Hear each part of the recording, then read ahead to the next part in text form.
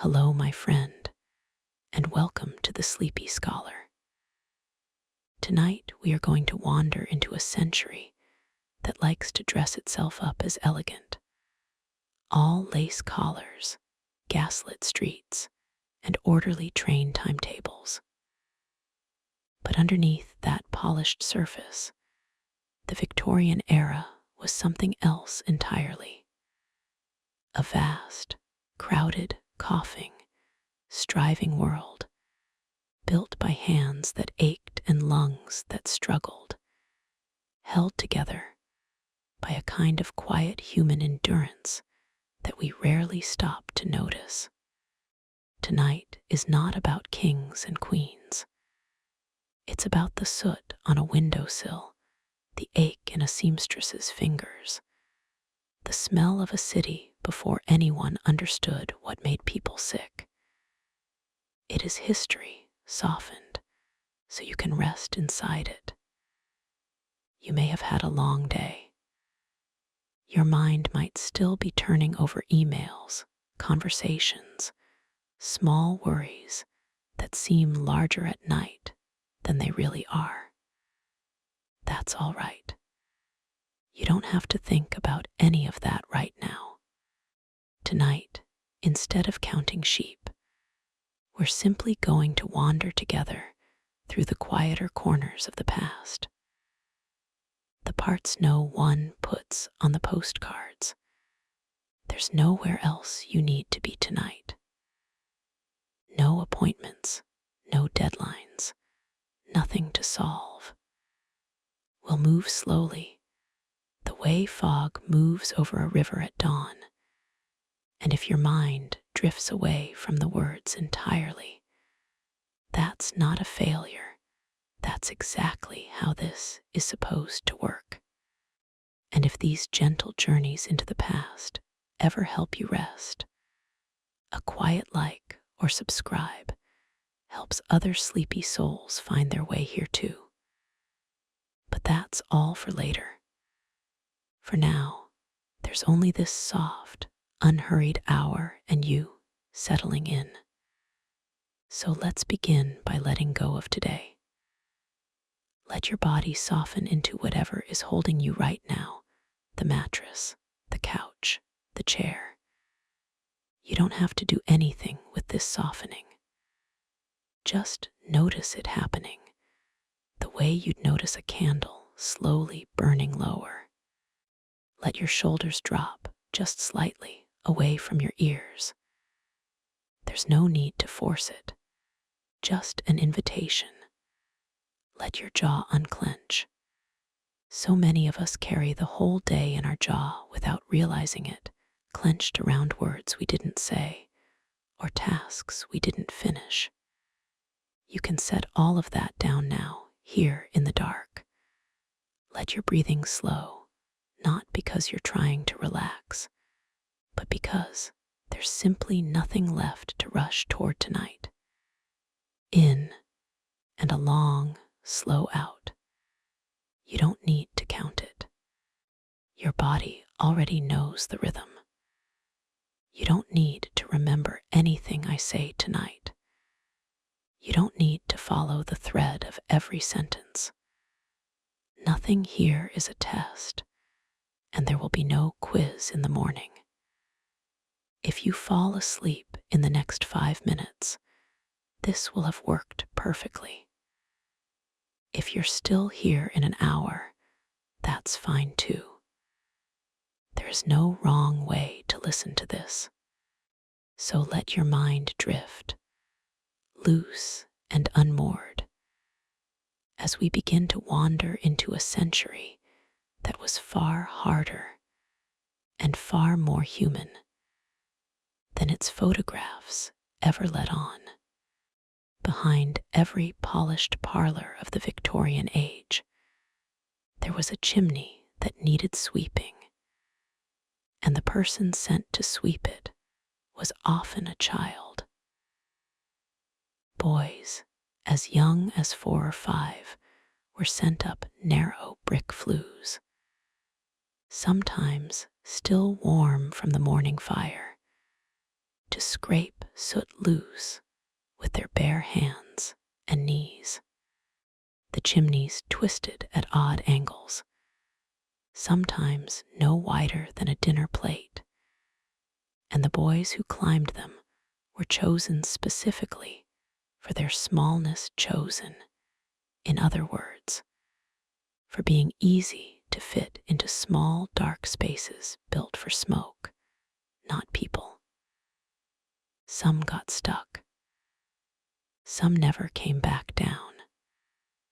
The ones who survived carried scarred knees and elbows for the rest of their lives, a private record of every chimney they had ever climbed.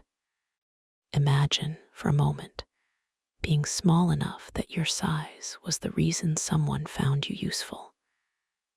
It's a strange, aching thought that a child's smallness, something that should have meant protection, instead meant being pushed further into the dark. Somewhere in that century, a boy climbed down from a chimney, blinked in the daylight, and simply went to the next house. There was no fanfare.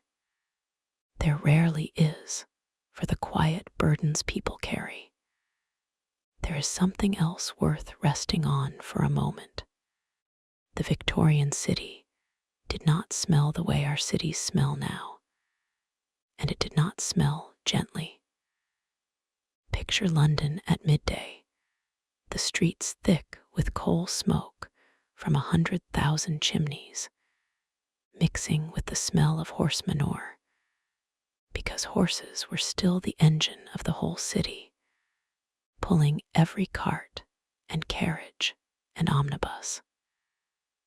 A single horse could produce over 20 pounds of manure a day, and there were tens of thousands of them, all doing their work on streets that were never quite clean. Add to that the smell of the river, which for decades doubled as the city's sewer, and you begin to understand why the Victorians carried little bottles of perfume or pressed handkerchiefs soaked in scent to their noses as they walked. This wasn't a quirk of fashion. It was survival, softened into etiquette. A handkerchief held to the face wasn't only about delicacy. It was a small, constant negotiation with a world that genuinely smelled unbearable in places. Tonight, whatever your room smells like clean sheets, the last trace of dinner, nothing at all, you can let that be a small, quiet comfort. You are not breathing coal smoke and river rot.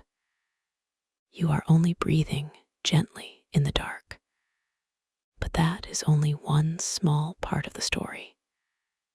In the summer of 1858, the smell of the River Thames became so overpowering that Parliament itself, sitting right beside the river, could barely function. They called it the Great Stink. Members of Parliament draped the windows in curtains soaked with chloride of lime, trying to mask a smell that had become, quite literally, a matter of national concern. For decades, London's sewage had gone straight into the Thames, the same river that supplied much of the city's drinking water. Nobody had yet fully accepted the idea that this arrangement might be making people sick. It took the sheer, undeniable stench of that one summer, right outside the windows of the people in charge, to finally force the construction of a real sewer system, an underground network of tunnels that, remarkably, is still part of London's infrastructure today. Isn't it strange how progress sometimes only arrives once the smell of a problem becomes too close to ignore. Somewhere in your own life, you've probably had a version of that moment too. A small discomfort you tolerated for far too long, until it finally became loud enough to demand a change. Tonight, you don't need to fix anything. You only need to notice how far things have already come. There is something else worth resting on. Before anyone understood germs, doctors in Victorian hospitals would move from patient to patient, sometimes straight from an autopsy, without washing their hands. A physician named Ignaz Semmelweis, working in Vienna in the 1840s, noticed something troubling. Women giving birth in the ward, attended by doctors, were dying of infection far more often than women attended by midwives. He suspected the doctors themselves were carrying something invisible from the dissection rooms to the birthing beds. He was right. But when he suggested doctors simply wash their hands, most of his colleagues were offended by the implication and dismissed him. It would take decades, and the slow, painstaking work of scientists proving the existence of germs before hand washing became standard practice.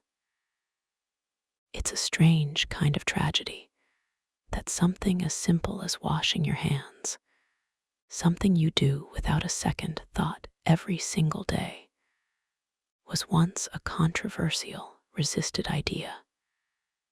Tonight, in your own quiet room, your hands don't need to do anything at all.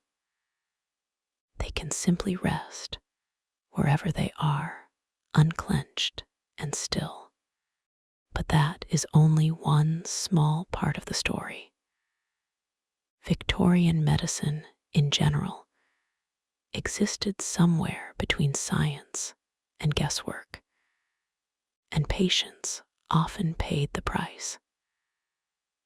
Doctors prescribed mercury for everything from syphilis to teething pain, not yet understanding that mercury itself was slowly poisoning the people who took it.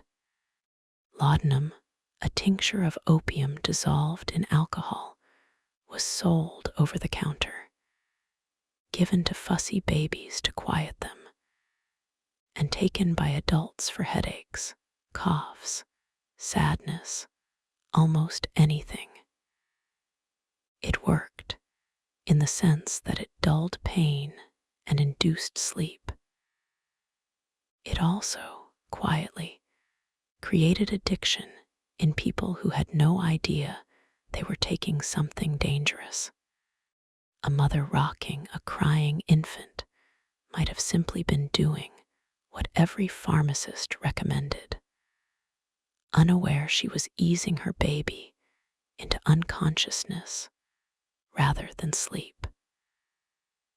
There's something almost eerie about a whole society believing so calmly in remedies we now know were poison. It reminds us that certainty and safety are not always the same thing. Tonight, you don't need any remedy at all, just the quiet, ordinary safety of your own bed, which asks nothing of your body except rest. There is something else worth resting on for a moment. Victorian wallpaper in some of the most fashionable homes was quietly killing the people who lived surrounded by it. A particular shade of vivid green, called Scheele's green, was achieved using a compound of copper and arsenic. It decorated wallpaper, dresses, even artificial flowers and candy wrappers, because Victorians adored its brightness. In damp rooms, the arsenic could release into the air as a faint, undetectable gas. Families living in beautifully papered rooms sometimes fell ill for reasons no one could explain: headaches, nausea, fatigue, never suspecting that the elegant green walls surrounding them were the quiet cause. There's something almost poetic, in a dark way, about beauty concealing harm so completely that it took years to notice. Tonight, whatever color surrounds you in the dark, walls you can't quite see, shadows without shape, none of it holds any hidden danger. You can simply let the dark be dark, ordinary, and safe. But that is only one small part of the story. Childhood, for a great many Victorian children, did not include very much time spent being a child. In the early decades of the era, before reforms tightened the laws, children as young as 5 or 6 worked in textile mills, tending machines for 12 or 14 hours a day. Small hands were prized for reaching into machinery that adult hands couldn't fit into safely, which meant, tragically, that children were sometimes injured or killed doing exactly the kind of delicate, dangerous work no child should have been asked to do. Others worked in coal mines, pulling carts through tunnels too low for an adult to stand upright in, sometimes in near total darkness for hours at a stretch. It's hard to hold that image gently, and you don't have to hold it for long. What matters for tonight is simply noticing how much has changed, how the very idea of childhood as a protected, unhurried time is something people had to fight for, decade after decade, reform after reform. You, tonight, get to simply rest. That rest is not something to take for granted. There is something else worth resting on. The match girls of Victorian London worked in factories, making matches from a chemical called white phosphorus, and many of them developed a condition workers grimly nicknamed Phossy Jaw. The phosphorus vapors, breathed in day after day in poorly ventilated factories, could slowly poison the jawbone itself, causing it to rot from within. It was excruciating, disfiguring, and in the worst cases, fatal. In 1888, a group of these match girls, mostly young women and teenagers, organized one of the first successful labor strikes in British history, refusing to keep working under conditions that were quite literally destroying their bodies. Their strike succeeded, and it became a spark that helped ignite the wider labor movement.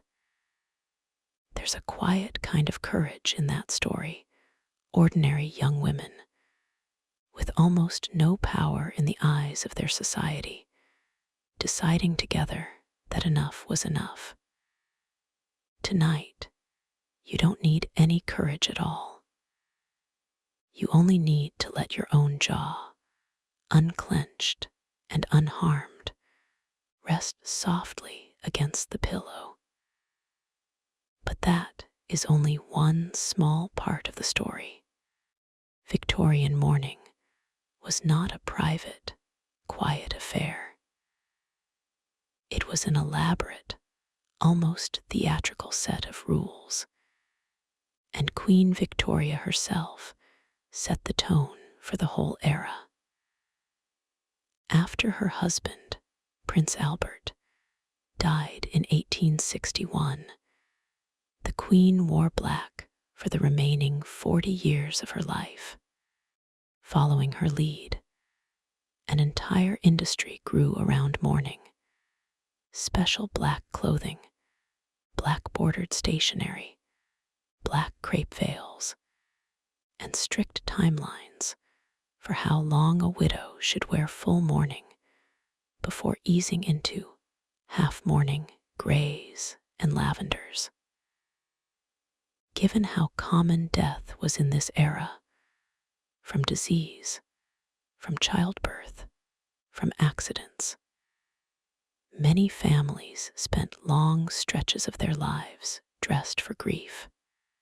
There's something oddly touching about a whole society building such careful, visible rituals around loss, as if grief deserved its own wardrobe, its own etiquette, its own slow unfolding.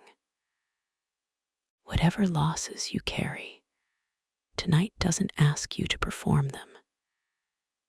It only asks you to rest, quietly, in whatever color you happen to be wearing. There is something else worth resting on for a moment. Photography was new in the Victorian era, and it gave rise to a practice that sounds startling to modern ears: post-mortem photography, in which families had portraits taken of loved ones after they had died. Because photography was expensive and cameras were not something most families owned, a formal photograph might be the only image a family would ever have of a person. And so, when a child died, sometimes suddenly, from illnesses we now easily prevent, parents would arrange one last portrait. The deceased were often posed carefully, sometimes surrounded by living family members, sometimes made to look simply asleep. It wasn't morbid to the Victorians the way it might sound to us.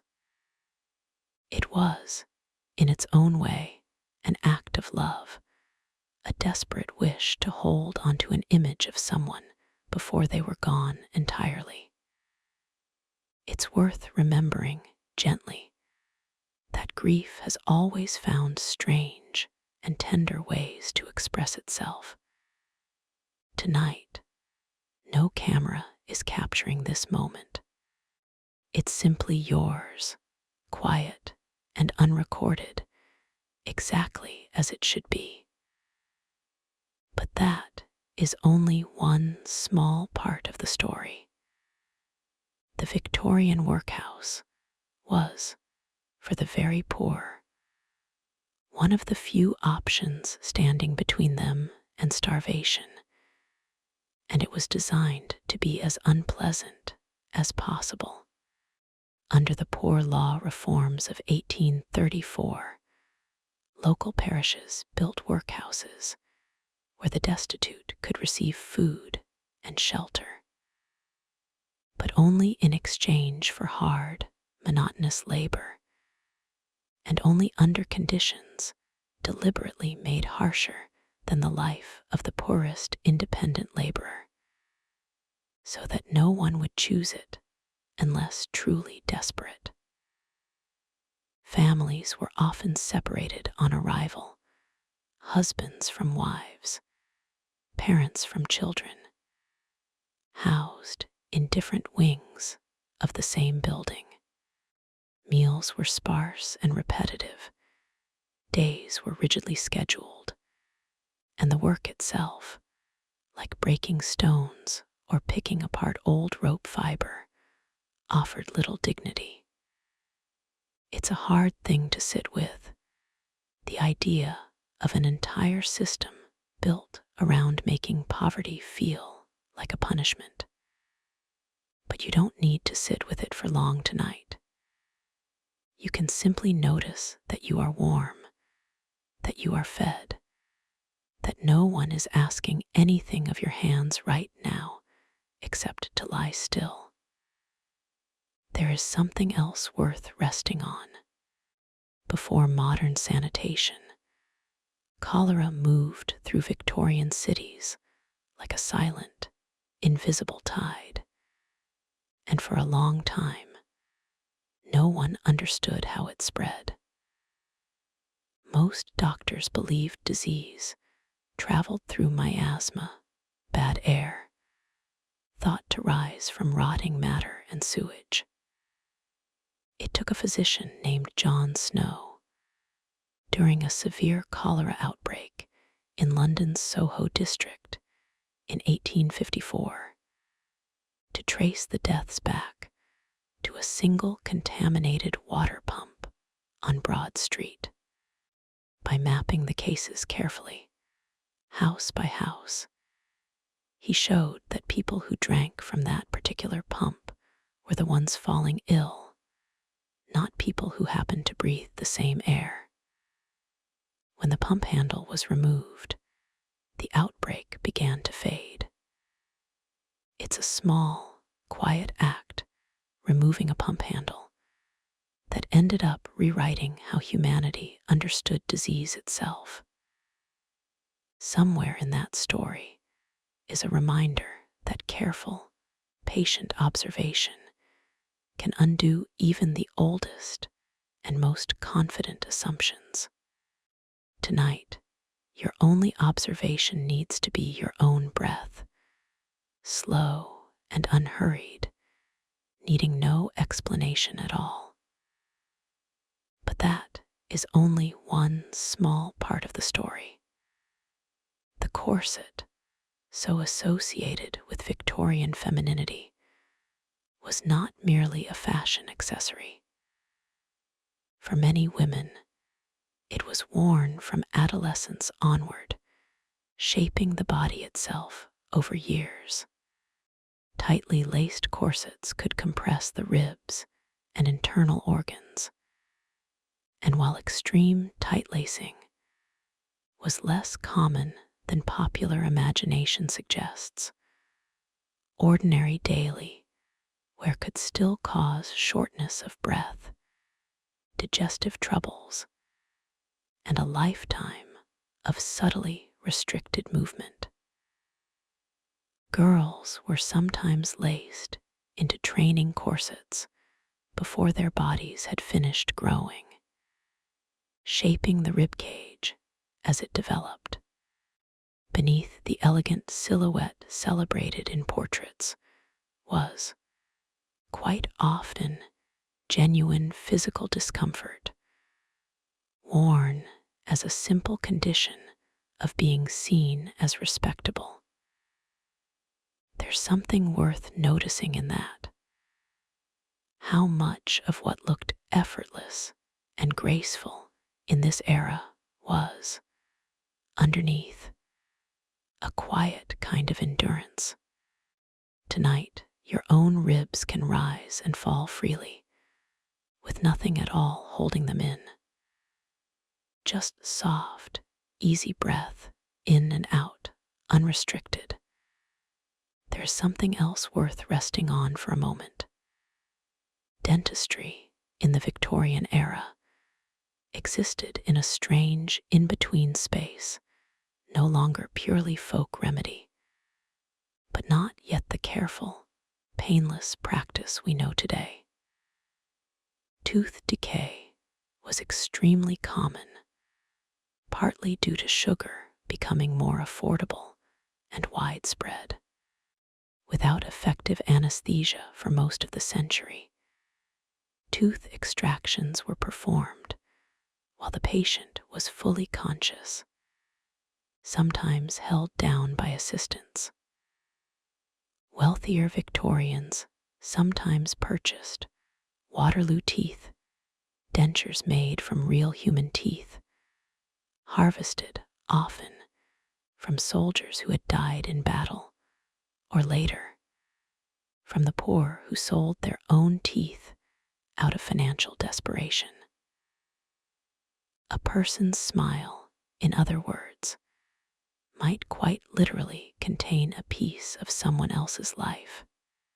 It's an unsettling image, but also a strangely tender one, teeth passed from one mouth to another, across circumstances neither person chose.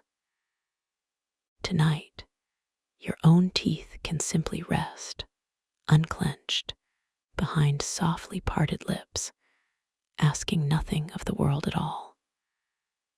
But that is only one small part of the story.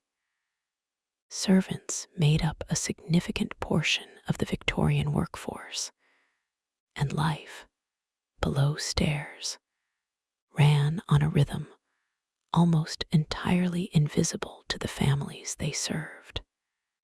A large household might employ a butler, a housekeeper, cooks, footmen, maids of all ranks, and a hall boy or scullery maid at the very bottom of the hierarchy.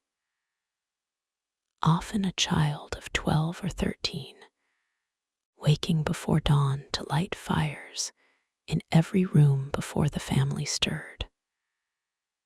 Servants typically had one half-day off a week, if that, and lived under strict rules about behavior, speech, and even which staircases they were permitted to use. Many spent their entire adult lives in service to families who barely knew their full names. There's something quietly moving about all those unseen hands, lighting fires, polishing silver, carrying coal, keeping a whole elegant world running while remaining almost invisible within it. Tonight, no one needs you to light any fires. The only thing being tended tonight is your own rest, and that tending is entirely yours to receive. There is something else worth resting on. The Victorian factory system introduced a kind of relentless, mechanical rhythm to daily life that human bodies had never really experienced before. Before industrialization, most people's work followed the sun, the seasons, the natural rhythm of daylight and dark. Factories changed that entirely workers now arrived at a fixed hour, worked according to the pace of machines rather than their own bodies, and were fined for lateness measured in minutes. Gas lighting, once introduced, meant factories could keep workers laboring long after sunset, further untethering work from daylight altogether. The human body, evolved over countless generations to rest when it grew dark, was suddenly expected to keep pace with iron and steam instead. It's worth pausing on how strange that shift must have felt. The first generations of people whose days were ruled by a clock instead of the sky. Tonight, you don't need to keep pace with anything. The sun has already set. Your body is allowed, fully and completely, to follow its oldest, gentlest rhythm and rest. But that is only one small part of the story. The pollution that hung over Victorian cities was thick enough to have its own name.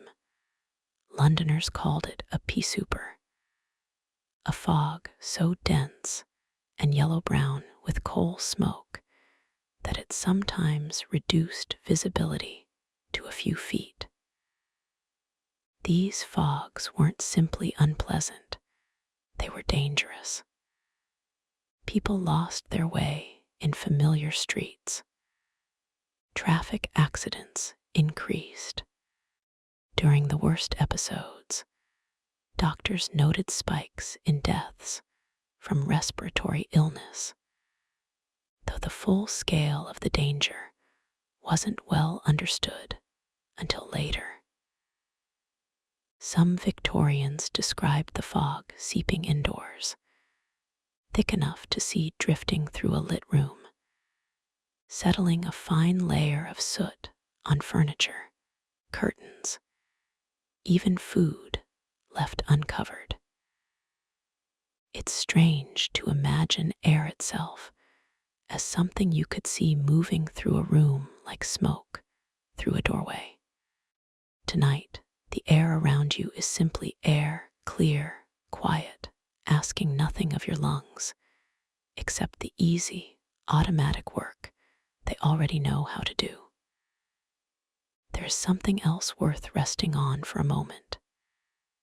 Baby farming was a quiet, troubling reality of the Victorian era, a term used for the practice of paying women, often widowed or working class, to care for infants whose mothers, frequently unmarried, could not care for them openly due to the intense social stigma surrounding illegitimacy.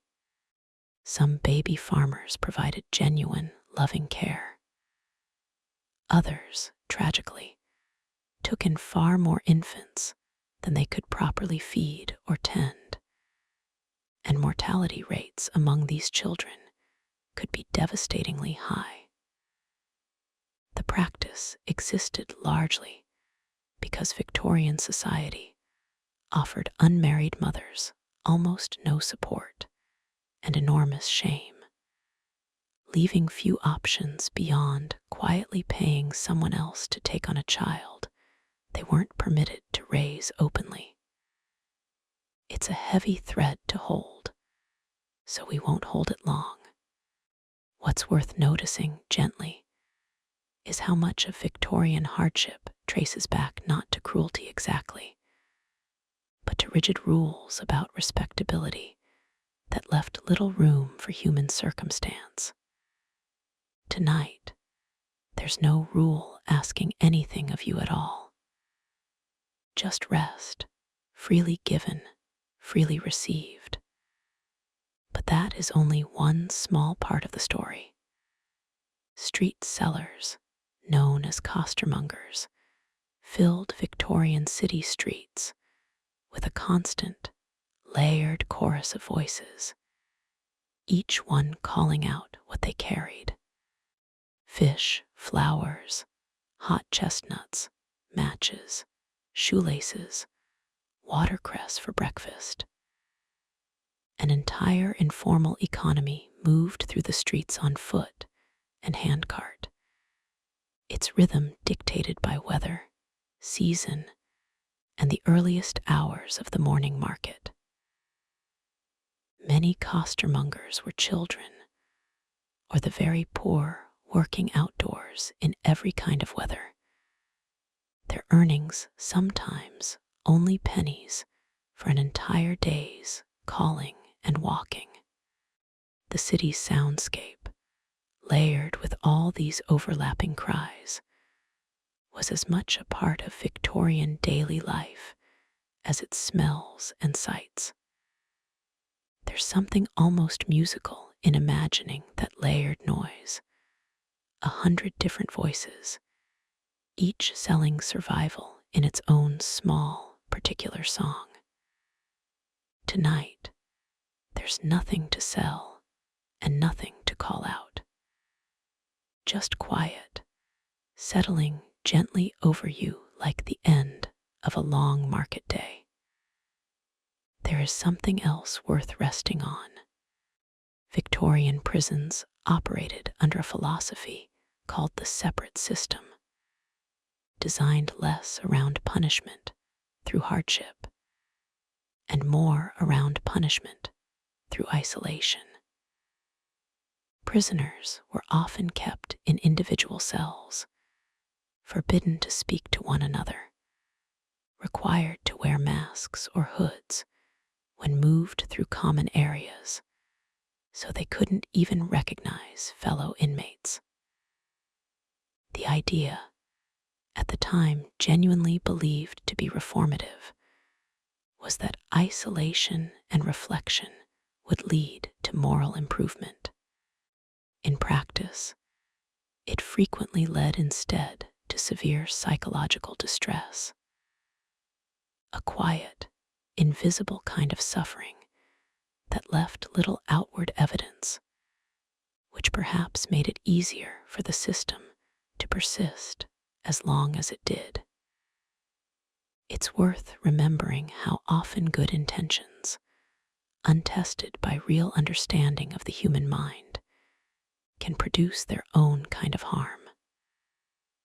Tonight, there's no isolation here, only the ordinary, unremarkable company of your own quiet thoughts, free to wander wherever they like.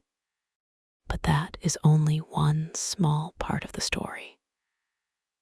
Asylums for the mentally ill in the Victorian era ranged widely, from genuinely progressive institutions experimenting with kindness and routine, to grim, overcrowded places where patients were restrained, isolated, and misunderstood.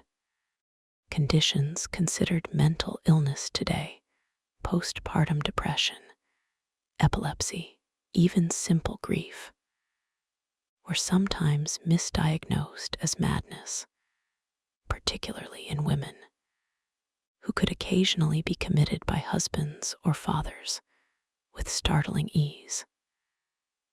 The era slowly began shifting toward what was then called moral treatment, fresh air, routine, gentleness, a quiet, early acknowledgement that the mind deserved compassion rather than only confinement. It was an imperfect beginning, but a beginning nonetheless. There's something hopeful, even in the middle of that difficult history. The first stirrings of an idea we still hold onto today, that minds in distress deserve care, not just containment. Tonight, whatever your own mind is carrying, it's allowed simply to rest, unjudged, in the dark.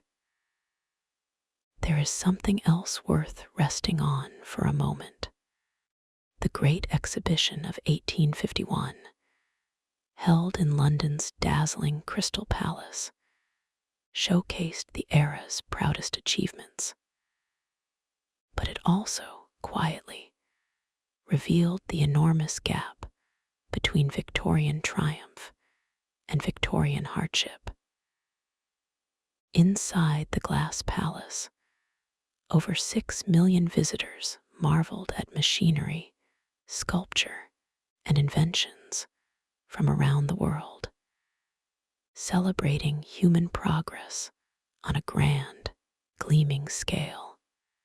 Just a short walk away, in the same city, families were crowded into single rooms without clean water.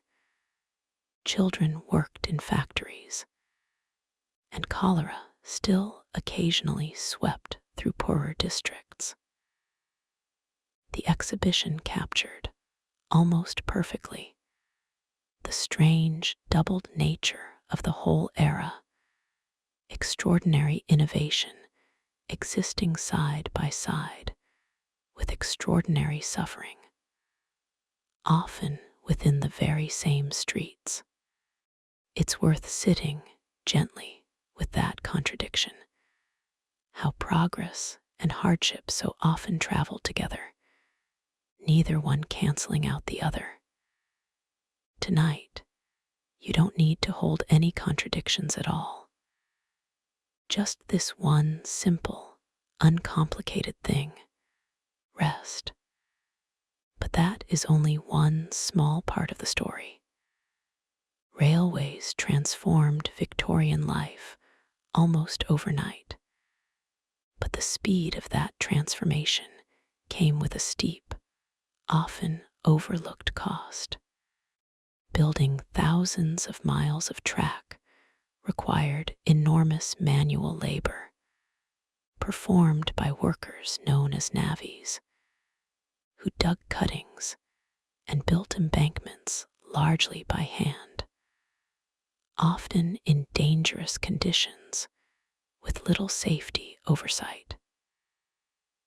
Accidents were common, and fatal ones were not rare. Once the railways opened, early train travel itself carried real risk. Signaling systems were primitive, and serious crashes occurred with unsettling regularity as the technology outpaced the safety measures meant to govern it. The very trains that shrank the country, connecting cities that once felt impossibly distant, were built and run at real human cost. There's something worth noticing in how every leap forward in this era seemed to ask something difficult of somebody. Tonight, nothing is being asked of you. No labor, no risk, just the simple, safe, motionless comfort of being exactly where you are. There is something else worth resting on. Victorian children who did attend school, and many, especially before education reforms, did not, often learned within rigid, sometimes harsh systems designed around obedience more than curiosity. Rote memorization, recitation, and strict discipline, including corporal punishment, were common teaching methods. Ragged schools, a charitable effort aimed at the very poorest children, offered free, basic education to those who could never have afforded it otherwise. Sometimes the only schooling a child from a desperately poor family would ever receive. Attendance still competed constantly with the pull of paid work. A family struggling to eat often needed a child's wages more than they needed that child's education, however much they might have wished otherwise. It's a quiet reminder that education, something so many of us take entirely for granted, was once a genuine privilege, unevenly and unfairly distributed. Tonight, there's nothing to memorize, nothing to recite. Just the soft, wordless rest of a mind finally allowed to be still. But that is only one small part of the story. The seaside holiday, so associated with Victorian nostalgia. Striped bathing machines, promenades, piers stretching out over the water, was actually a fairly new invention of the era, made possible by the railway. Before trains connected inland cities to the coast quickly and cheaply, a seaside trip was a luxury reserved almost entirely for the wealthy. As railways expanded, ordinary working families gained access, for the first time, to a day or a week beside the sea. A genuinely novel experience for people whose lives had otherwise been entirely landlocked. Bathing machines, small wheeled huts that could be pulled into shallow water, allowed people to change and enter the sea while preserving Victorian modesty. Since mixed gender bathing without full coverage was considered deeply improper, There's something lovely, honestly, in imagining a factory worker's family seeing the ocean for the very first time, all thanks to a train ticket that would have been unthinkable a generation earlier. Tonight, you don't need a ticket anywhere. You're already exactly where you need to be. There is something else worth resting on for a moment. The department store, another Victorian invention, quietly reshaped how people shopped and who was welcome to do it alone. Before large stores like these existed, shopping for many goods meant visiting individual specialist shops, often a male-dominated and sometimes uncomfortable experience for women shopping without a male escort. Department stores, with their vast, elegant floors of goods under one roof, created a new kind of respectable public space where middle-class women could spend an entire afternoon browsing, alone or with friends, without social censure. It was a small, easily overlooked shift, but for many women, it represented a genuinely new kind of independent movement through public life. It's worth noticing how something as ordinary as a shopping trip could once represent real, hard-won freedom. Tonight, there's nowhere to browse, nothing to purchase, only the quiet, unhurried freedom of simply lying still. But that is only one small part of the story. Christmas, as many of us picture it today, was substantially shaped during the Victorian era. Before this, the holiday had actually faded somewhat in prominence in Britain. Prince Albert, Queen Victoria's husband, is often credited with popularizing the decorated Christmas tree in Britain, having grown up with the tradition in Germany.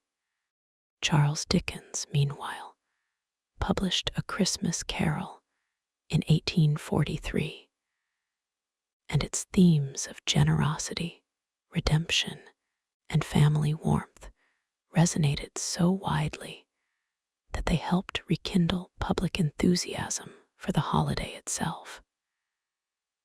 Christmas cards, crackers, and many of the carols still sung today were all Victorian innovations, born from a growing middle class with just enough money and leisure time to embrace new traditions. There's something comforting in realizing that even our oldest feeling traditions often have a specific human beginning. A prince missing his childhood home, a writer hoping to move his readers.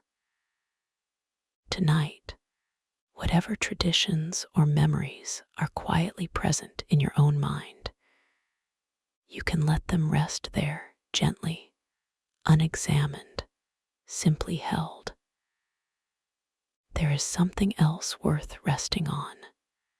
Victorian entertainment, before television or radio, relied heavily on live spectacle, and some of what counted as entertainment would strike us today as genuinely unsettling. Public executions, held outside prisons before reforms, eventually moved them out of public view, drew enormous crowds, sometimes numbering in the tens of thousands, treated almost as festive occasions, with vendors selling food and souvenirs. Freak shows, displaying people with unusual physical conditions for public curiosity, were popular attractions at fairs and exhibitions, offering some performers a livelihood while subjecting them to a lifetime of being stared at rather than truly seen. Entertainment, in other words, often blurred uncomfortably with cruelty in ways the era rarely questioned. It's worth sitting briefly and gently with how differently a society can define the word entertainment, depending on what it has grown used to.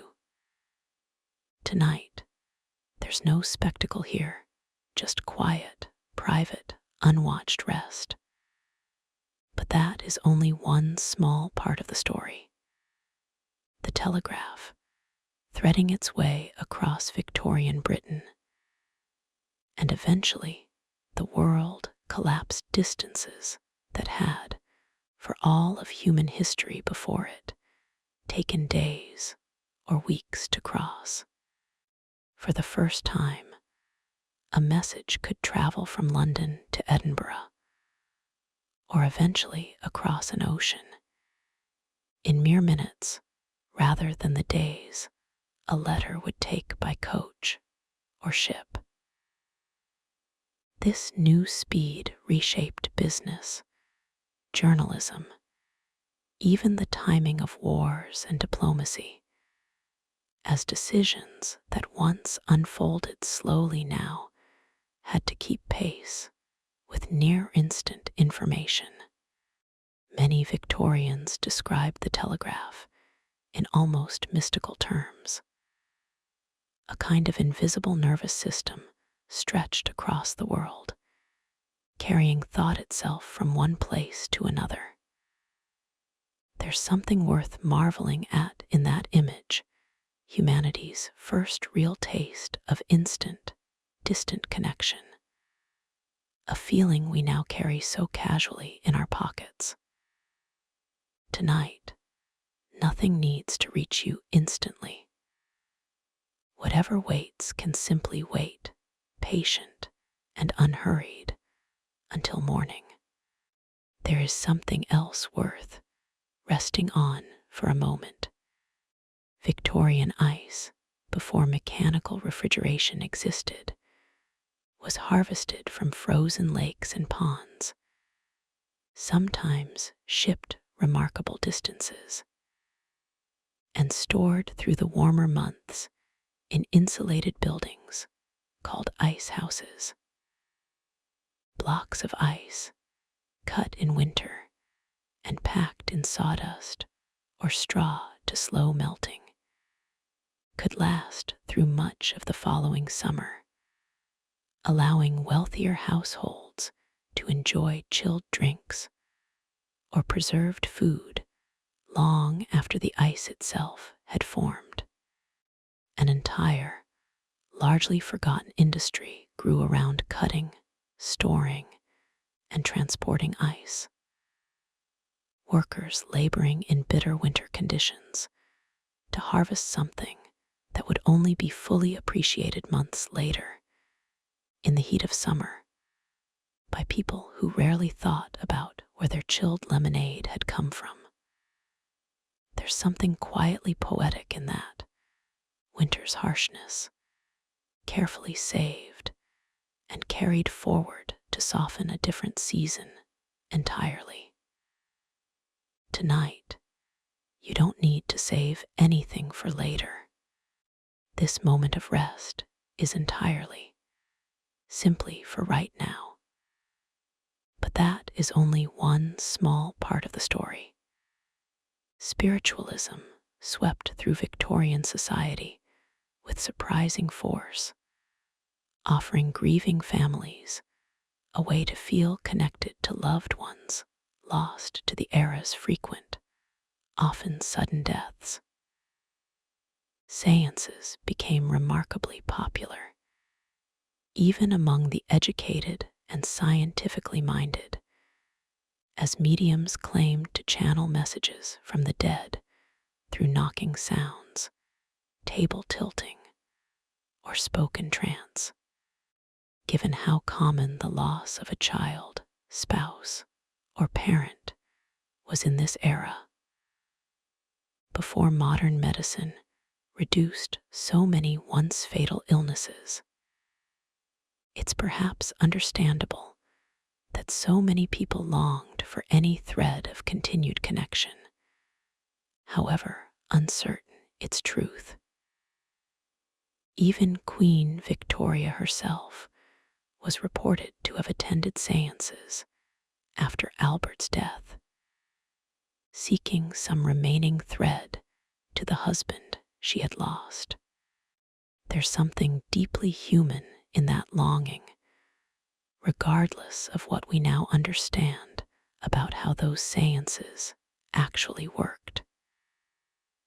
Grief, in any century, searches for a way to stay close to what it's lost. Tonight, whatever you carry, it's simply allowed to rest quietly beside you, unspoken and unhurried. There is something else worth resting on. Mudlarks were a particular, largely forgotten class of Victorian scavenger, mostly children, some elderly, who combed the muddy banks of the Thames at low tide, searching for anything of value that had fallen or been discarded into the river. Coal, rope, bits of metal, occasionally coins or small treasures. A mudlark's entire livelihood depended on the tide's slow retreat twice a day, exposing a strip of filthy, freezing riverbank to search before the water returned.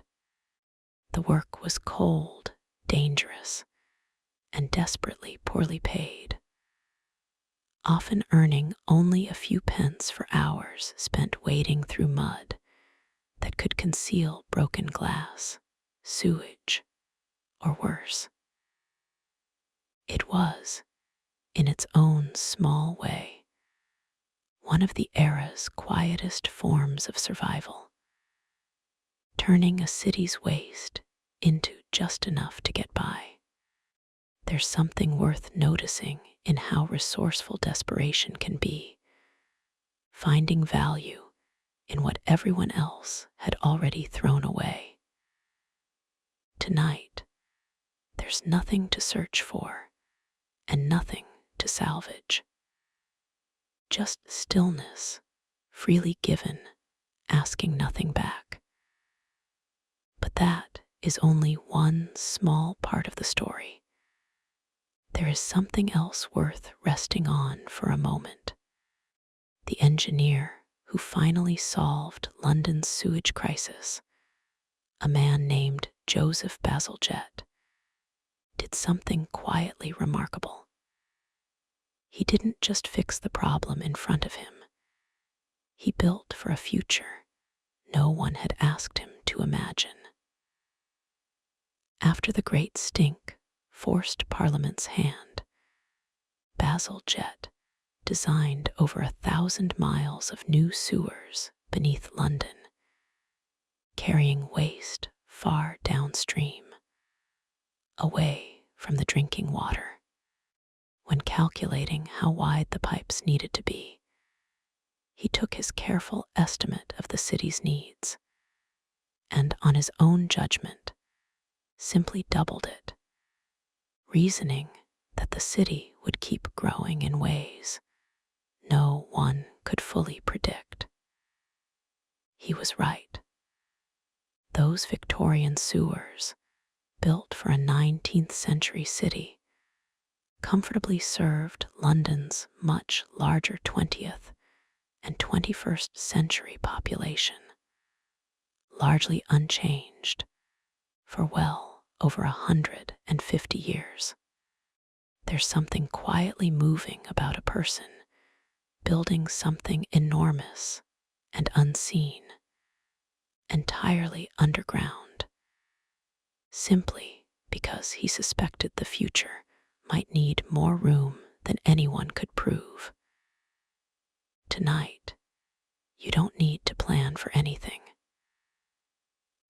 only thing that needs room right now is your own breath, slow and unhurried, filling exactly as much space as it needs.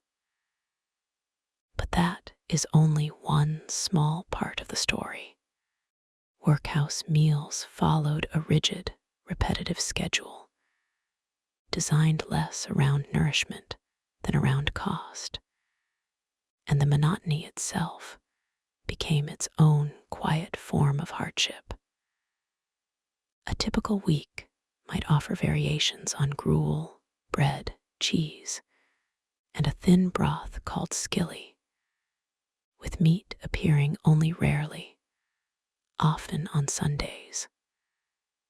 Portions were carefully measured, calculated to the smallest sufficient amount, and inmates ate in silence, seated at long communal tables under the watch of workhouse staff. For children raised inside the workhouse system, this narrow, joyless diet was simply what food meant, not a source of comfort or pleasure, but a bare, calculated minimum, doled out at fixed hours, whether hunger asked for it or not. There's something worth noticing in how thoroughly a system can strip even eating. Something so basic, so instinctive, of any warmth at all. Tonight, whatever you last ate, however simple or elaborate, it was yours, chosen freely, in a life with far more warmth in it than that. There is something else worth resting on. Below stairs, in a large Victorian household, servants lived within their own strict hierarchy, almost a miniature society tucked beneath the family's grander one. The butler and housekeeper sat at the top, overseeing footmen, cooks, and ladies' maids, who in turn oversaw housemaids, kitchen maids, and the lowest ranked scullery maid or hall boy, often a child barely into their teens. Rank determined everything: where you sat at the servants' table, how much you were paid, even which door you were permitted to use when entering or leaving the house. A scullery maid might rise before 4 a.m. to light the kitchen fire and scrub pots long after the family had gone to bed. Her entire day measured out in service to people she rarely spoke with directly.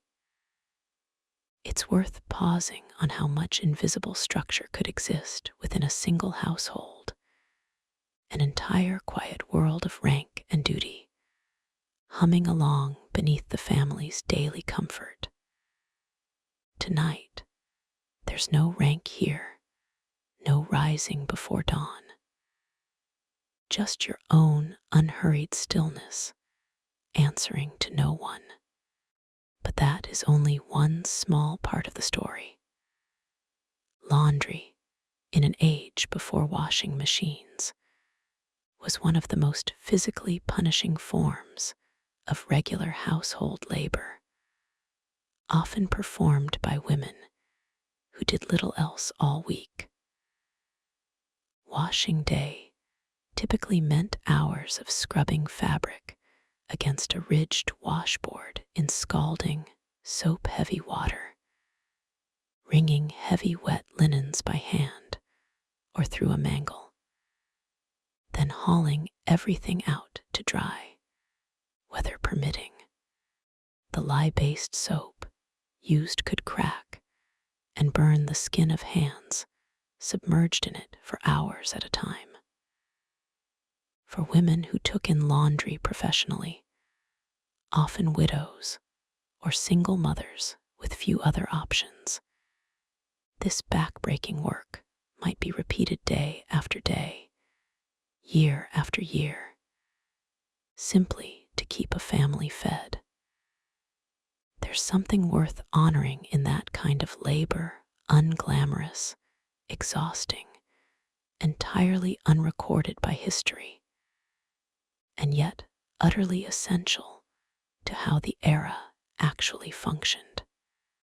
Tonight, your own hands don't need to scrub or wring anything at all. They can simply lie still, soft, and unoccupied, exactly where they are. There is something else worth resting on for a moment. Coal mines relied not only on the labor of men and boys, but for a long stretch of the era, on the labor of women and girls as well, working underground in conditions almost impossible to imagine from a warm bed tonight. Before reforms banned the practice in 1842, women and young girls sometimes worked as hurriers, crawling on hands and knees through tunnels too low to stand in, pulling coal carts attached to a belt and chain around their waist.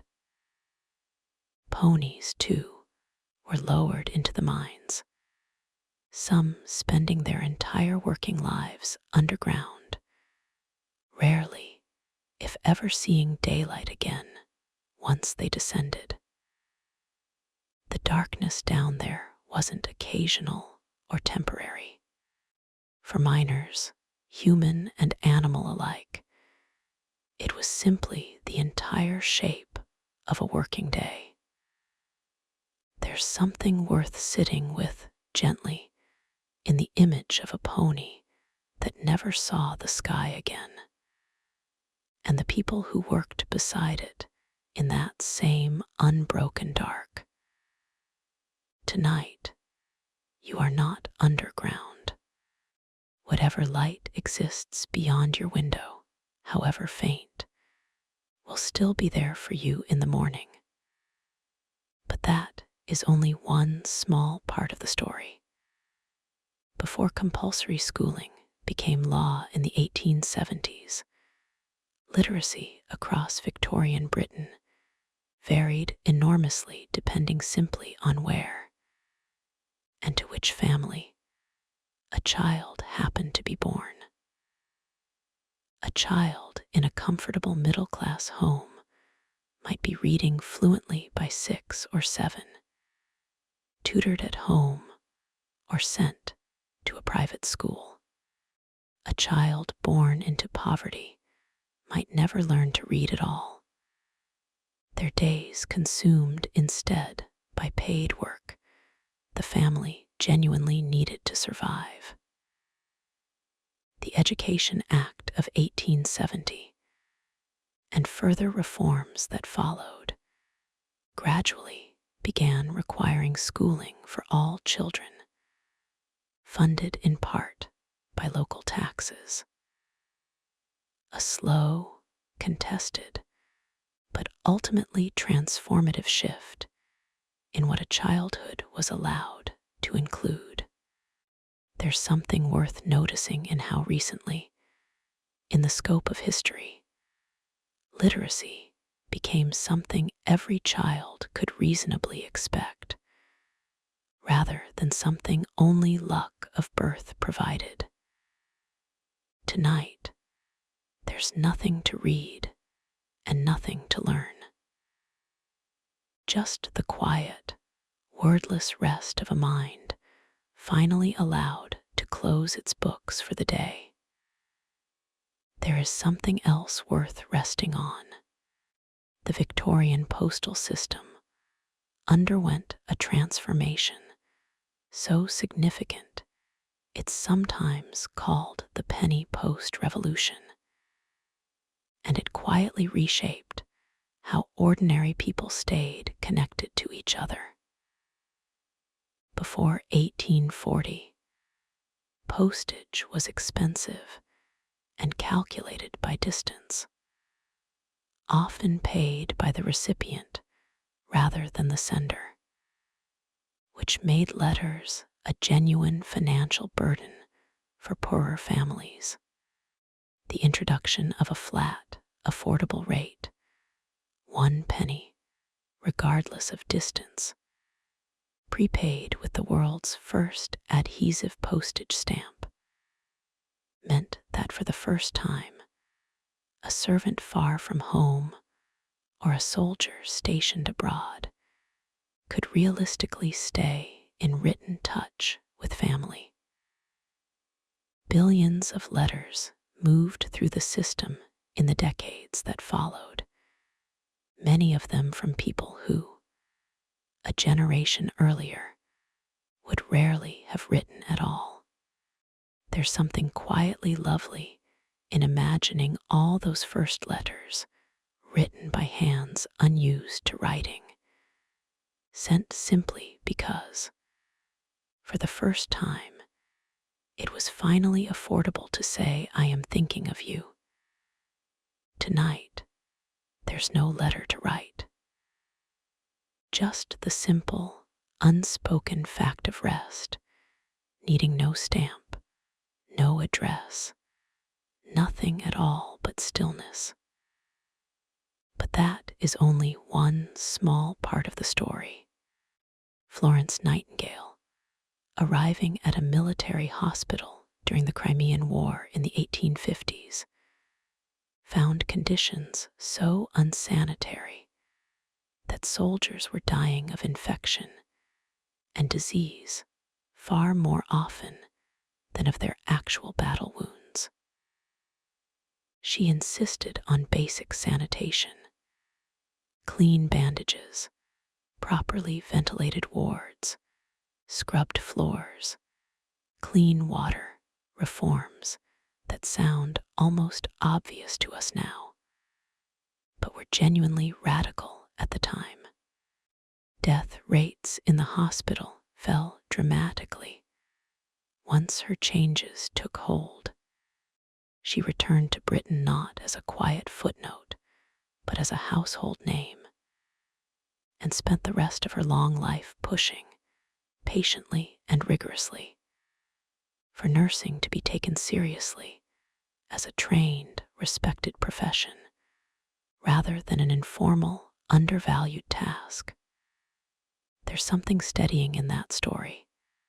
How much difference could come from someone simply insisting, against real resistance, that cleanliness and care were not luxuries, but necessities.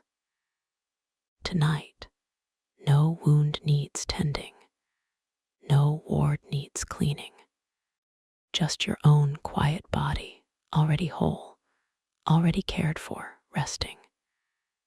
There is something else worth resting on for a moment. Vaccination against smallpox, one of the deadliest diseases haunting earlier centuries, became compulsory for infants in Britain in 1853, though the law was met with real public resistance. Some parents distrusted the process, fearing it more than they feared the disease itself, which had killed and disfigured so many for generations. Anti-vaccination leagues formed, pamphlets circulated, and in some towns, parents faced fines or even brief imprisonment for refusing. And yet, gradually, across the decades that followed, smallpox, once one of history's great child killers, began its long, slow retreat, eventually becoming the only human disease ever fully eradicated from the world. There's something worth resting on in that long arc, a fear, a resistance, a slow acceptance, and finally, generations later, a victory so complete the disease simply ceased to exist at all. Tonight, no needle, no decision, nothing at all required of you. just the quiet, uncomplicated safety of rest. But that is only one small part of the story. Debtors' prisons held people, sometimes for years, simply because they owed money they could not pay. A system that, on its surface, seems almost designed to guarantee failure. A person imprisoned for debt could not work to earn the money needed to repay it, meaning some remained locked away indefinitely, their families outside struggling without them, sometimes joining them inside the prison walls simply to stay together. Charles Dickens's own father was imprisoned for debt when Dickens was a boy, an experience that shaped much of his later writing and his lifelong sympathy for the poor and the powerless. Reforms eventually eased and then abolished the practice, but for much of the era, poverty itself could become its own kind of sentence. There's something worth noticing in how a system meant to enforce responsibility could so easily become a trap with no real way out. Tonight, there's no debt here, nothing owed, nothing to repay. Just rest, given freely, asking nothing in return. There is something else worth resting on. Rat catchers held a strange, semi-respected place in Victorian city life, employed to control the rodent populations that thrived in the era's crowded, imperfect sanitation. A skilled rat catcher might work for a household, a business, or the city itself, sometimes even breeding and selling rats for the era's popular, brutal sport of rat baiting, in which trained terriers competed to kill as many rats as possible in a pit, timed for spectators' entertainment. The most famous London rat catcher, a man named Jack Black, was appointed official rat catcher to Queen Victoria herself, and reportedly kept and bred some particularly striking rats as pets. Among the ancestors, historians believe, of the domesticated pet rats still kept today. There's something almost charming, in an odd way, buried inside that strange history that today's gentle pet rats may trace back to a Victorian exterminator's private curiosity. Tonight, nothing needs catching, nothing needs controlling. Just the soft, unbothered stillness of a room finally at rest. But that is only one small part of the story. Toys, for wealthier Victorian children, became increasingly elaborate as the century progressed.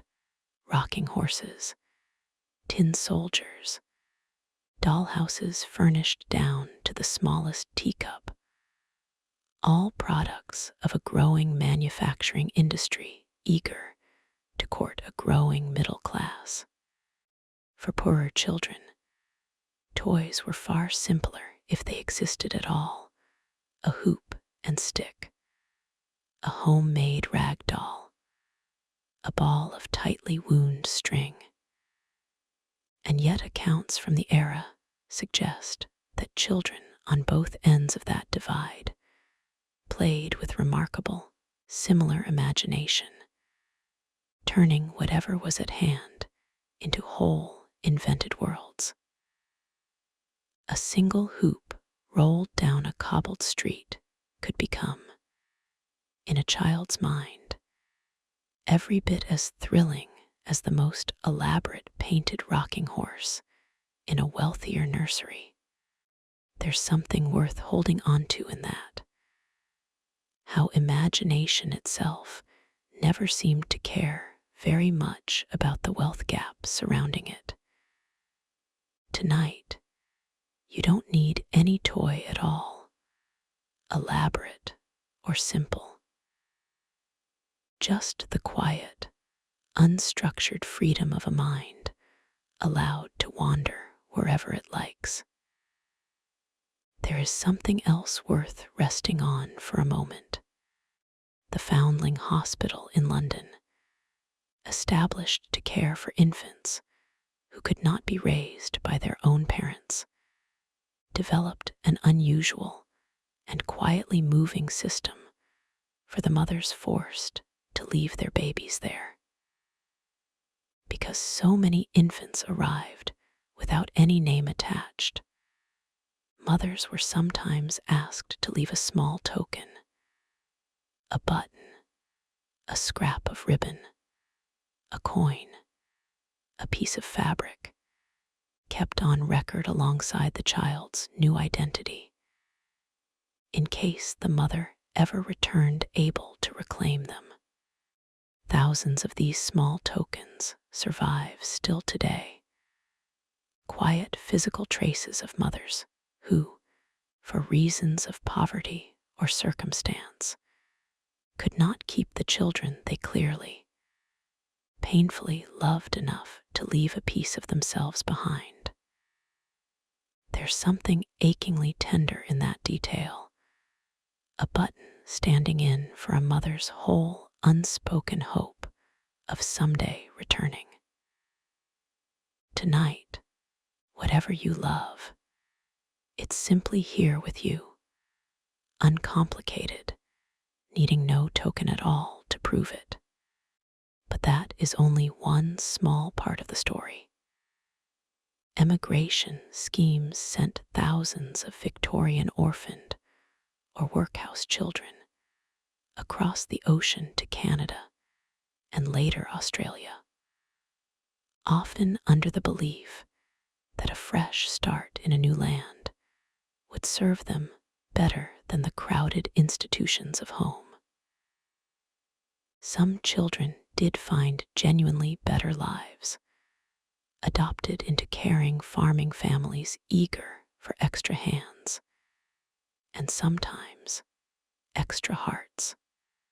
Others found themselves essentially unpaid laborers, isolated on remote farms with little oversight and even less protection, an ocean away from anyone who might have checked on their welfare.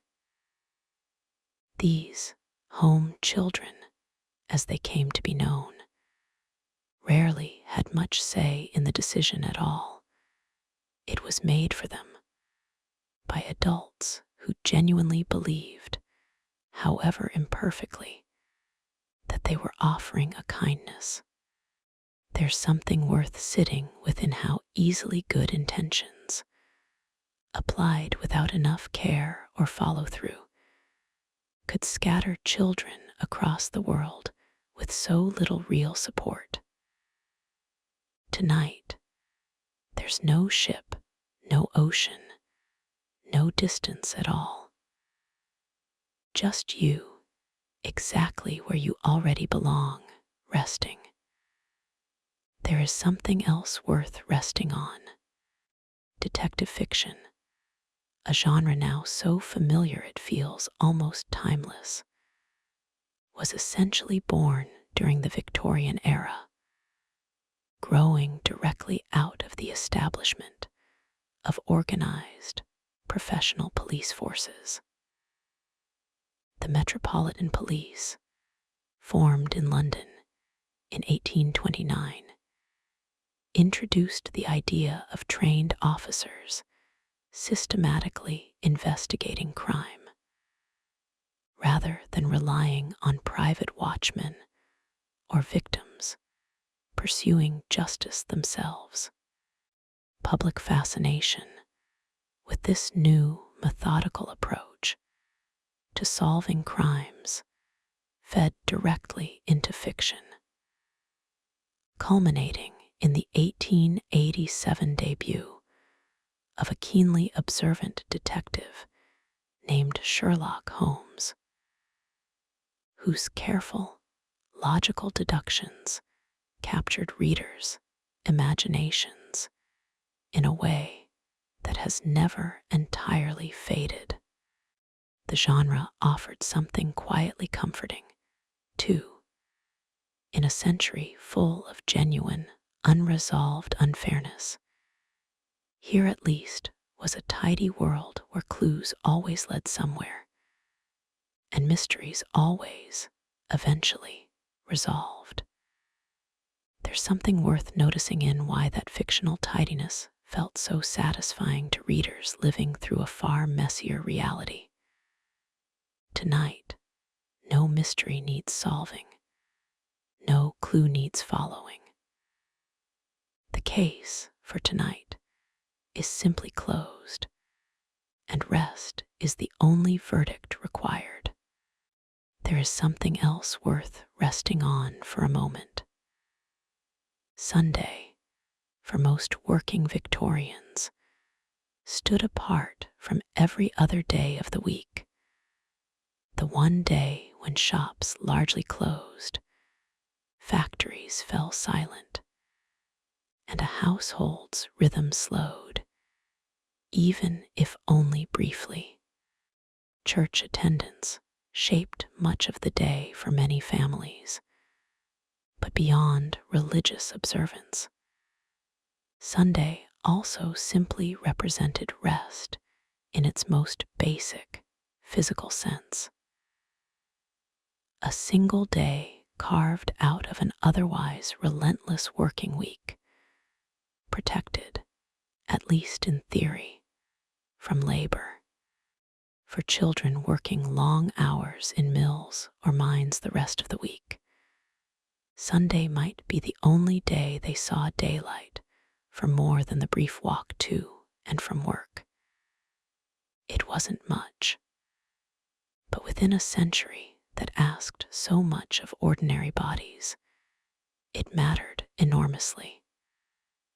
There's something worth holding onto in that idea, how precious even one protected day of rest can be when the rest of the week offers so little of it. Tonight isn't a Sunday, necessarily, but it can still be exactly that kind of protected, unhurried pause, entirely yours.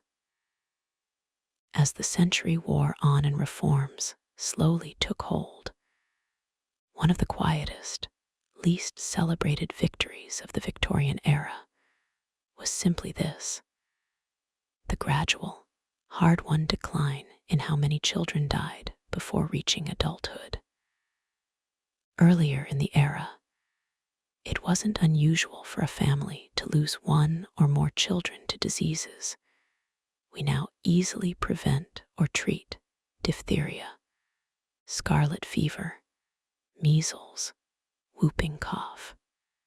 By the century's end, thanks to slow, unglamorous advances in sanitation, vaccination, and basic public health, that grim likelihood had begun, gradually, to ease.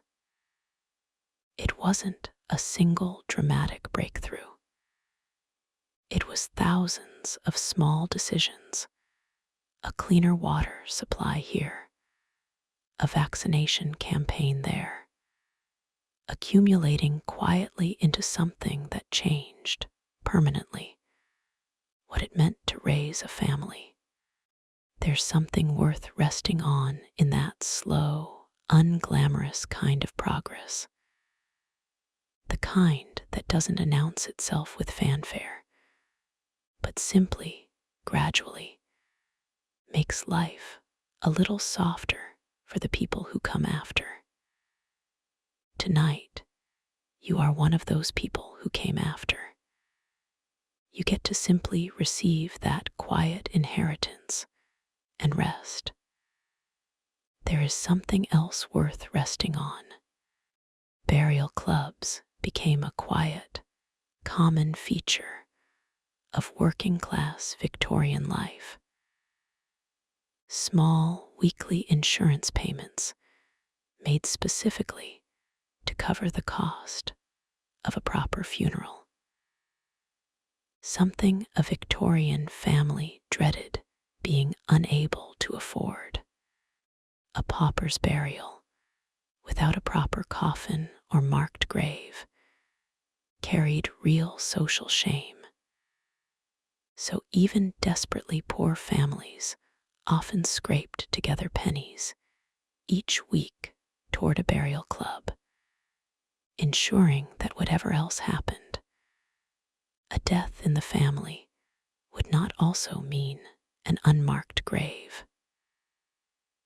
Children, too, were sometimes enrolled in these clubs from birth, given how common infant death still was for much of the era. It's a strange, quietly heartbreaking kind of foresight, saving patiently for the one expense nobody wanted to need. There's something worth noticing in how much dignity mattered to people who had so little else, even in death. Tonight, there's no saving to be done, nothing to plan for. Just this ordinary, unremarkable moment, entirely undemanding. But that is only one small part of the story. City graveyards, by the middle of the Victorian era, had become so overcrowded that some had simply run out of usable ground, with new burials layered uncomfortably close to the surface, and older remains disturbed to make room. The smell and health concerns from these overflowing urban graveyards contributed to a new solution. Large, spacious garden cemeteries built on the outskirts of cities, like London's Highgate Cemetery, designed with winding paths, elaborate monuments, and enough room to breathe. These new cemeteries became almost like public parks, where Victorian families might spend a quiet Sunday afternoon walking among the graves, tending flowers, simply sitting with their dead, in a way the cramped old churchyards had never allowed. There's something gentle in that shift, grief finally given enough physical space to unfold slowly, rather than crowded and rushed. Tonight, there's all the space you need, unhurried and open, for whatever quiet thoughts pass through. There is something else worth resting on for a moment. Gin, in the decades just before the Victorian era proper, had swept through London so thoroughly that reformers described entire streets given over to its cheap, ready availability. And its long shadow still lingered into Victorian attempts at temperance. Victorian reformers, alarmed by the visible toll of heavy drinking on poor families, launched temperance movements urging abstinence, offering alternatives like tea rooms and coffee stalls as respectable places to gather without alcohol. For many exhausted laborers, though, drink offered one of the only affordable, immediate reliefs from lives of relentless physical strain. A brief, blurred escape from circumstances that offered very few other comforts. The temperance movement's earnest posters and pledges reflected genuine concern, even if they rarely addressed the harder question of why so many people needed that escape in the first place. There's something worth sitting with gently in that. How relief, even imperfect relief, can feel necessary when a life offers so little softness elsewhere. Tonight, you don't need any escape at all. You're already simply at rest. But that is only one small part of the story. The Victorian obsession with taxidermy and collected curiosities filled parlors and public museums alike with an almost endless variety of preserved specimens.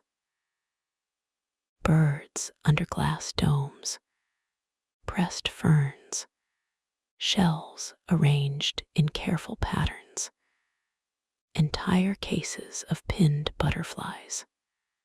This fascination reflected a broader Victorian hunger to catalog and understand the natural world, spurred in part by new scientific ideas circulating through the era, including a growing understanding of evolution and deep time.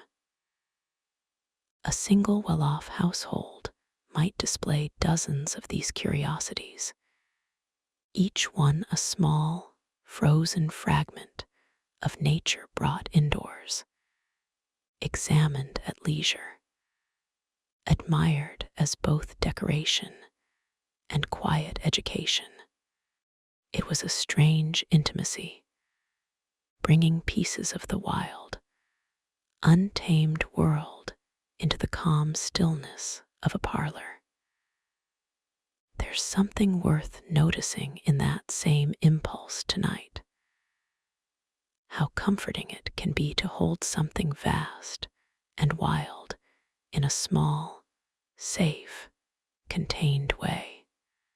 Tonight, your own mind can do exactly that, holding the vastness of this whole century gently, safely, without needing to examine any piece of it too closely.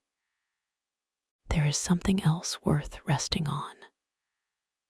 Umbrellas, so ordinary to us now, were still a fairly new and slightly suspicious accessory at the start of the Victorian era, associated at first mainly with women, and considered somewhat unmanly for a gentleman to carry. A man named Jonas Hanway is often credited with popularizing the umbrella's use among men in Britain decades earlier, reportedly enduring ridicule and even jeers from hansom cab drivers who saw pedestrians sheltering from rain under umbrellas as a threat to their fare-paying business.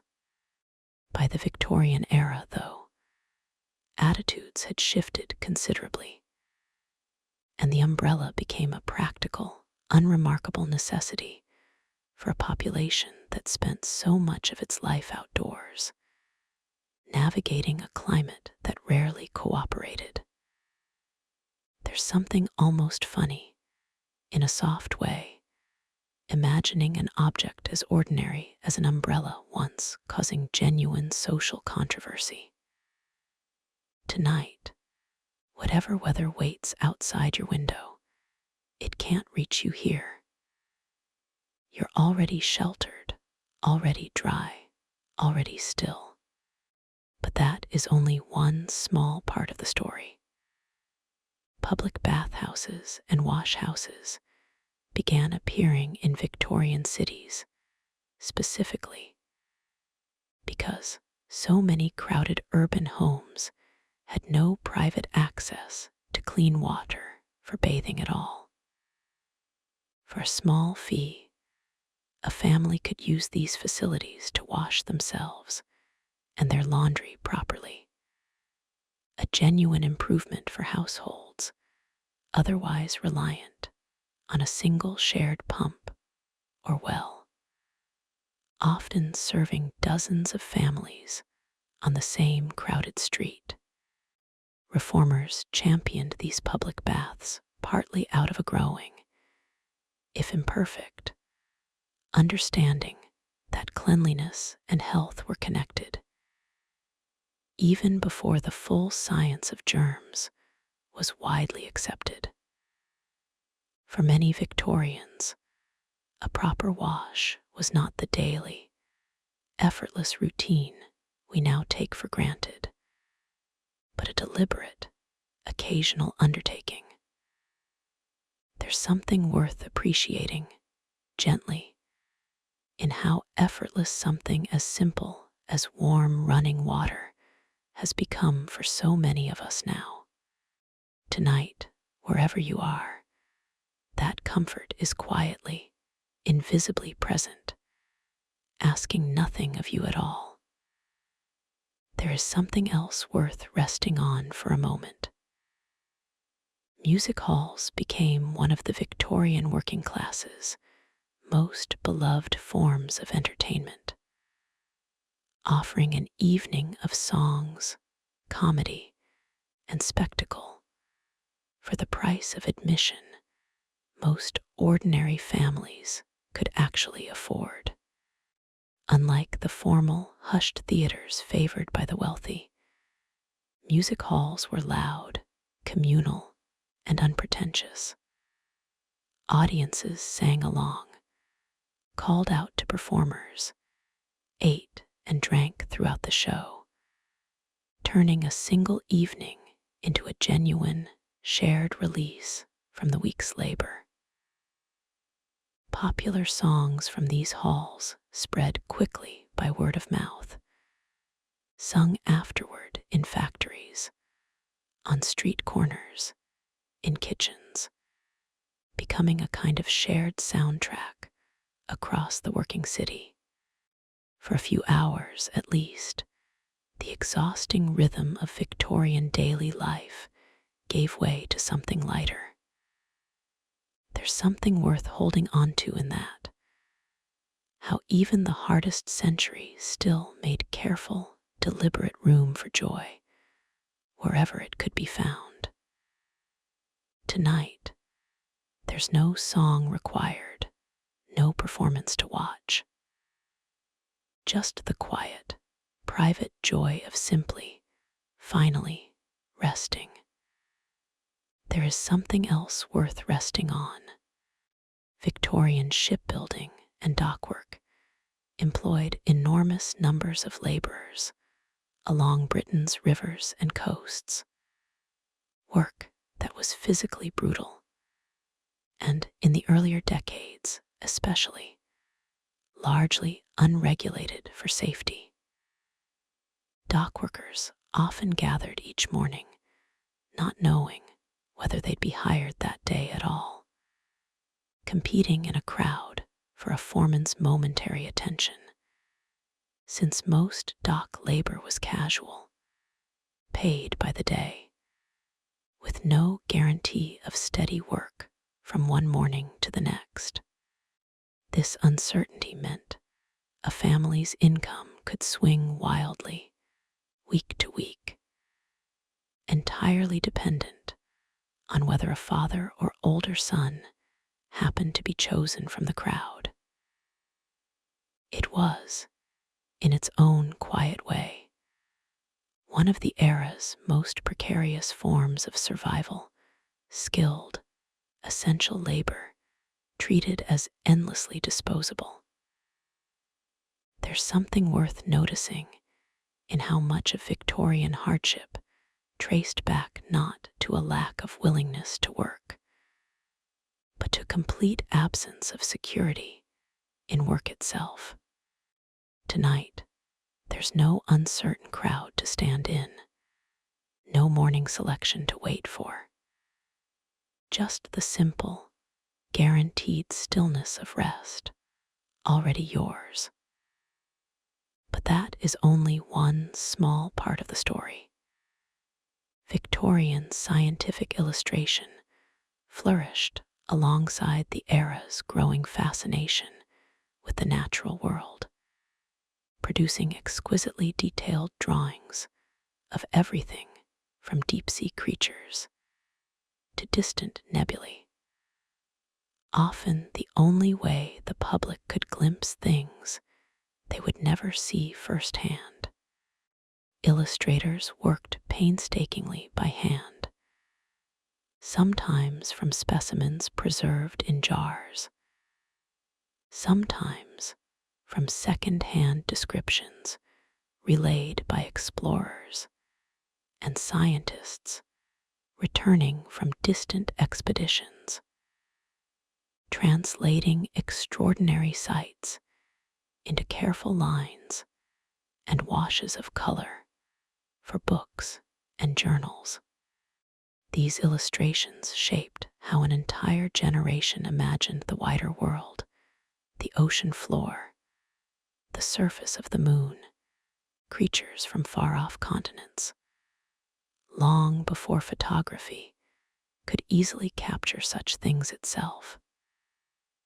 There's something worth appreciating in that patient, careful translation of wonder into something people could actually hold in their hands and study by lamplight. Tonight, you don't need to imagine anything so vast. Just the simple, immediate wonder of your own quiet breathing, in and out. There is something else worth resting on for a moment. The Victorian obsession with punctuality, oddly enough, was itself a fairly recent invention, made necessary by the spread of the railway, which required, for the first time, that clocks across an entire country agree with one another. Before railways connected distant towns on shared timetables, each town had traditionally kept its own local time, based on the sun's position overhead, meaning noon in one city might be several minutes different from noon in another. Railway companies, needing trains to run safely and predictably across these differences, gradually pushed for a single standardized time across the whole country, eventually formalized as Greenwich Mean Time. An entire nation, in other words, had to quietly agree for the first time on what time it actually was. There's something worth marveling at in imagining a world where time itself was still, in a sense, a local, negotiable thing. Tonight, there's no timetable to keep, no train to catch. Whatever time it is right now is exactly the right time to simply rest. But that is only one small part of the story. Victorian pharmacies, before strict regulation, sold a startling range of substances over the counter that we would now consider strictly controlled, displayed openly alongside more ordinary remedies like cough drops and headache powders. Cocaine appeared in tonics and toothache remedies.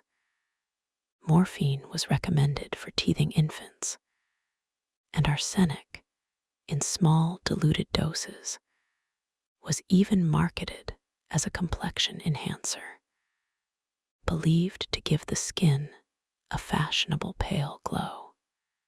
Shoppers browsed these shelves with the same casual trust we might bring to a modern pharmacy, unaware of the dangers quietly present in bottles labeled with elegant, reassuring script. It would take decades of mounting evidence and eventually firm new laws before such substances were properly restricted. There's There's something worth noticing in how trust in an authority, a doctor, a label, a respected shop, can sometimes outpace the actual safety behind it. Tonight, nothing you take in tonight needs any label at all. Just breath, freely given, entirely safe. There is something else worth resting on. The Crystal Palace itself, that vast glass structure built for the Great Exhibition, was disassembled afterward and rebuilt on a hill in South London, where it stood for decades as a beloved public attraction, hosting concerts, fireworks, and gatherings, before burning down entirely in a dramatic fire in 1936. For the generations who grew up visiting it, the palace represented something almost magical. An enormous cathedral of glass and iron, glowing at night, filled with exhibits, gardens, and even life-sized model dinosaurs built for visitors who had never imagined such creatures before. Its eventual loss, decades after the Victorian era itself had ended, felt to many like the final closing of a door on that whole glittering, complicated century. There's something worth sitting with gently in how even our grandest constructions are, in the end, temporary, glowing brightly for a while, then quietly passing into memory. Tonight, nothing needs to last forever. This moment of rest only needs to last exactly as long as you need it to. There is something else worth resting on for a moment. Victorian naturalists, exploring corners of the world newly accessible thanks to steamships and expanding trade routes, brought back specimens and observations that would eventually reshape humanity's entire understanding of life itself. Charles Darwin's voyage aboard the Beagle, decades before, on the origin of species, was finally published in 1859, planted the careful, patient seeds of an idea that would unsettle and transform Victorian society. That all living things, including humans, had descended gradually from common ancestors across almost unimaginable stretches of time. The idea met fierce resistance from many corners of a deeply religious society, and Darwin himself reportedly delayed publishing for years, quietly anxious about the storm his careful observations would eventually stir. There's something worth resting on in the sheer scale of time that idea asked people to imagine, not thousands of years, but millions, quietly unfolding long before anyone was there to watch. Tonight, you don't need to hold any of that vastness in your mind. Just let it rest somewhere far off, gentle and unhurried, while you rest closer, smaller, and just as real. There is something else worth resting on.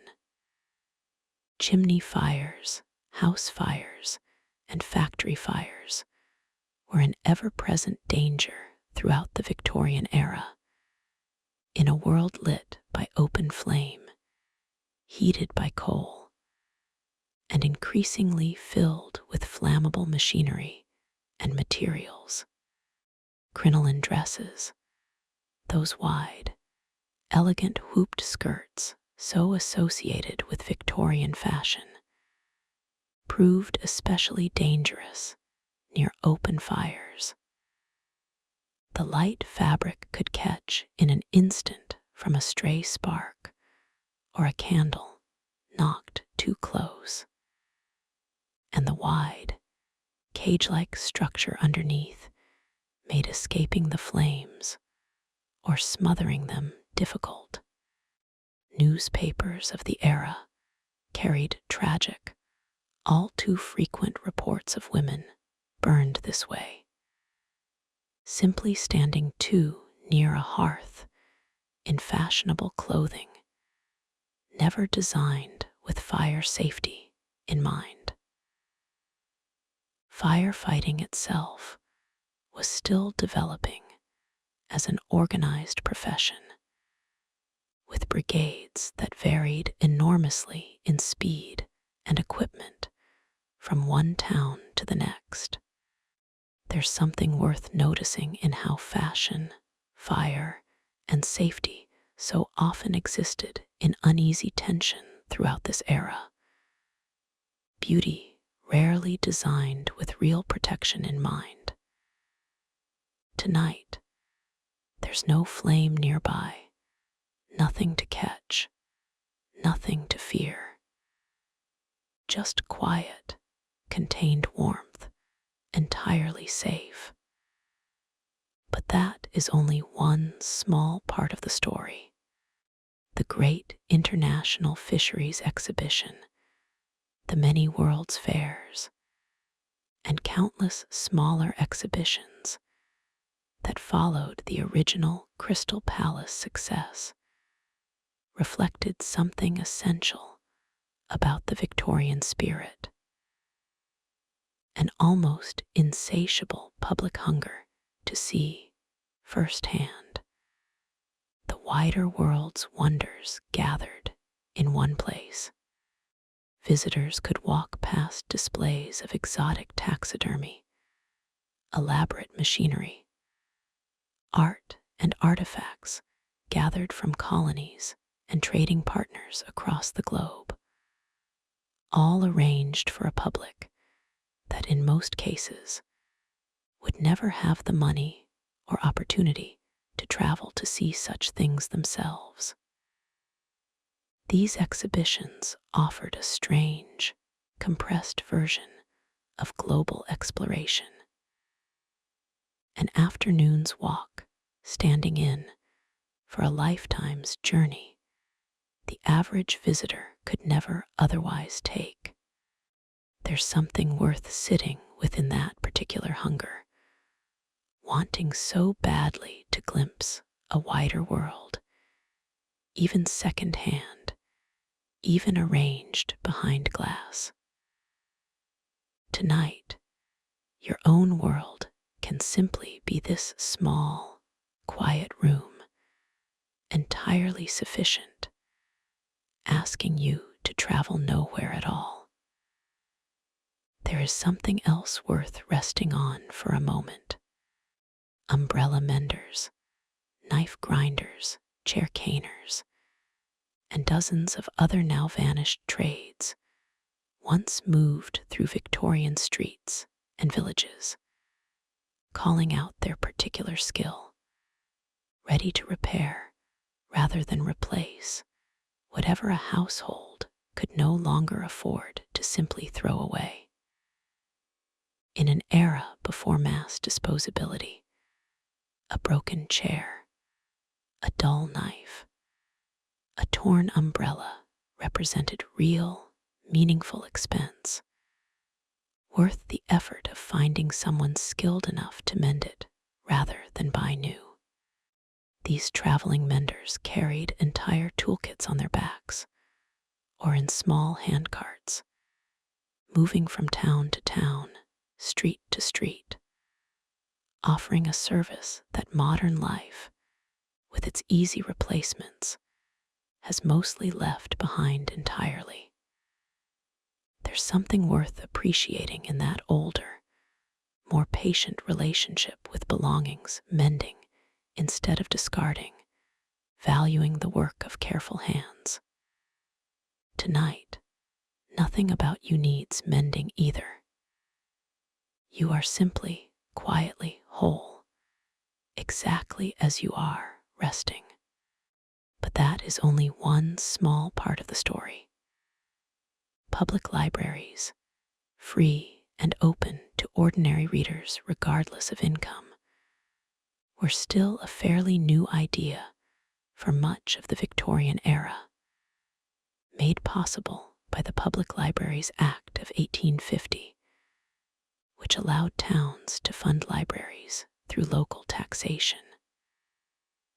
Before this, access to books largely depended on wealth, private collections, expensive subscription libraries, or nothing at all for most working families. The gradual spread of free public libraries across Victorian towns quietly opened an entire world of reading to people who had never before had reliable access to books beyond whatever a church or charity might occasionally offer. For many working-class readers, an evening spent quietly reading by a library's lamplight represented a genuinely new kind of freedom. Thought and imagination, finally, made available to everyone, not merely the fortunate few. There's something worth resting on in that quiet expansion of access. How something as simple as a library card once represented real, hard-won progress. Tonight, there's nothing left to read, nothing left to open. Just the soft, final closing of the day, page by page, into sleep. Gas lamps gave way to the first flickers of electric light. Streets that once echoed with costermongers' cries grew quieter, steadier. The fog still came, some winters, but reformers kept working. Sewers kept expanding. Schools kept opening their doors a little wider. Somewhere, a chimney sweep's grandson grew up, never having to climb. Somewhere, a factory finally closed its gates to very small children. Somewhere, a doctor washed his hands before greeting a patient without a second thought. None of it happened all at once. It happened slowly, the way most real change happens, quietly, and without anyone quite noticing the exact moment it shifted. And that, maybe, is the whole gentle truth of this era we've wandered through tonight. It was not an easy time to be alive, but it was, unmistakably, a human one full of aching backs and small kindnesses, hard labor and quiet resilience, suffering that was real, and progress that, however slowly, kept arriving anyway. Don't need to hold onto any of these details now. You can let all of it soften into impression rather than fact, the shapes and colors of a century rather than its precise dates and names. There's no need to hold any of it tightly. Let it drift, the way fog lifts slowly off a river at dawn, thinning, dissolving, leaving only a soft, quiet clearness behind. Let your body return to this moment here, now. Notice your breathing, slow and unhurried. Notice your shoulders, loose and settled. Notice the quiet weight of your own stillness, sinking gently into whatever is holding you. Your mind, tonight, doesn't need to predict anything, solve anything, or prepare for anything. It has done enough today. It's allowed simply to rest now, the way a Victorian city after a long and difficult century, was finally, slowly, allowed to grow quiet. Above you, whether you can see it or not, the sky is doing exactly what it has always done, turning slowly, steadily, indifferent to deadlines or difficulties. The same sky that hung over gaslit streets and crowded factories and quiet candlelit rooms 150 years ago. It will keep turning long after tonight, long after every worry you're carrying has softened into something smaller and more distant. You don't have to carry any of it right now. Your body already knows how to rest. Sleep well and good night.